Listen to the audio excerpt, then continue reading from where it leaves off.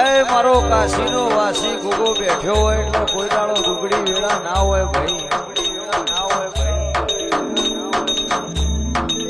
જીગુબા આવી મેરડી બેઠી હોય એટલે આ કોલર ટાઈટ જ હોય, શર્ટનો 4 બટન ખુલ્લો જ હોય. उसका नाम सुन के फ्लावर समझे क्या, फ्लावर समझे क्या, फ्लावर नहीं फायर में झुकेगा नहीं साला, झुकेगा नहीं साला, झुकेगा नहीं.